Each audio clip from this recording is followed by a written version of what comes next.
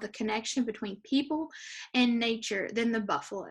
Some tribes on the plains grew crops, especially corn, and they gathered various wild plants, but buffalo were always the main source of food.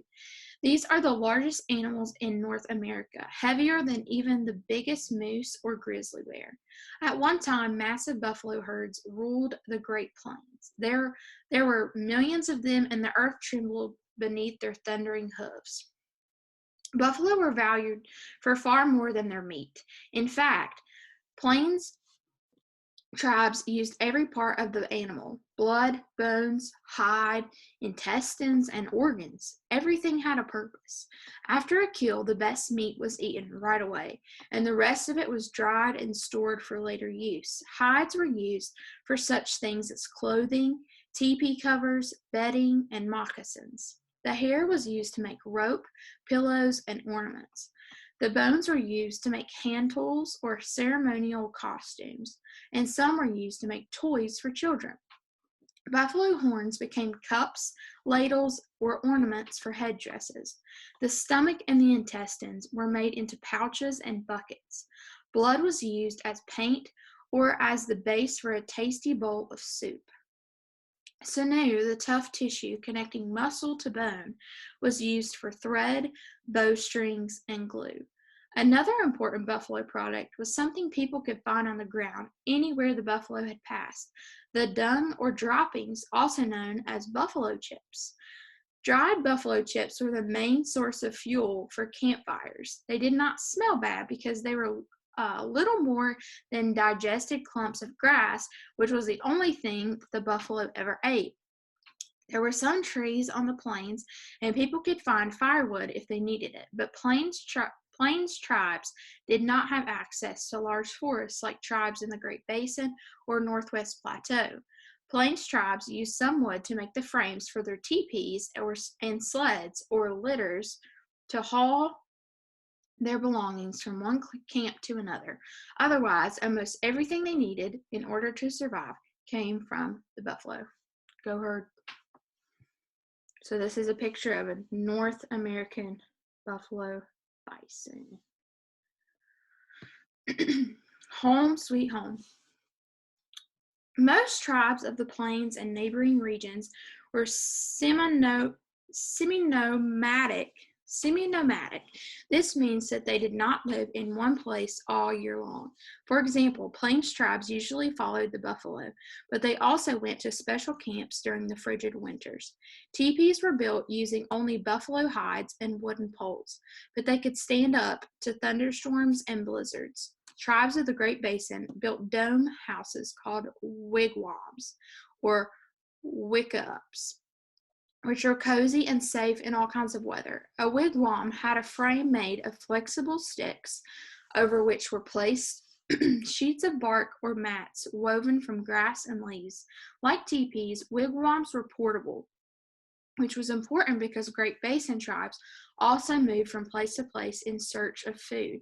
They did not have buffalo. Instead, they gathered nuts and berries, and they hunted for smaller game like rabbits and deer. They had access to good clay, so they made pottery. They used stone tools. Stones could be reshaped and sharpened for use as heads for arrows, spears, and axes, as well as made into tools for digging, scraping, grinding, and other daily tasks. So this is a picture of a wigwam. It says wigwams were cozy and warm. I'd probably sleep in it. People from the plateau lived in wigwam-type lodges too. There the soil was dry and food was sometimes hard to find. There were few edible plants and it was hard to grow crops. Hunters were lucky if they were able to find a jackrabbit, deer, or occasional bear. However, the plateau tribes did not need to search for food on land. All the nearby rivers and streams were loaded with big, tasty salmon and other fish. The plateau tribes were as good at fishing as the plains tribes were at hunting buffalo. So this is the Caddo built strong, dry grass houses. Kind of like, and then there's a teepee as well.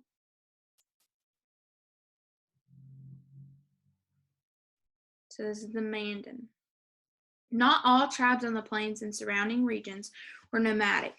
Some, like the Mandan, learned to grow corn, beans, and other crops. They hunted for buffalo too, but they grew enough food so that they did not need to move and follow the herd. They could afford to build permanent villages and wait for the buffalo to come to them. During the westward adventure, explorers Lewis and Clark encountered the Mandan and wrote about their way of life. They were impressed with the size of wealth of the villages.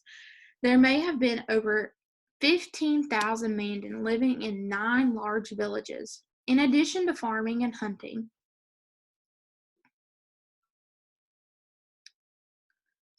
they were active traders. They traded various animal furs, buffalo products, and crops with surrounding tribes.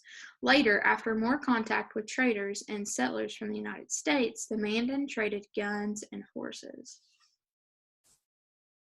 So this is a Mandan village. All right, last page. Devastating changes. Back in the early 1800s, when Lewis and Clark passed through on their famous expedition to find out what was on the other side of the Mississippi, no one could have guessed just how much and how quickly life would change for all the tribes of the Plains, Basin, and Plateau. The introduction of horses had already changed the way Native Americans traveled, hunted, and fought. Guns also made a big difference in their lives. But horses and guns were not the only thing the Europeans brought. They brought diseases too.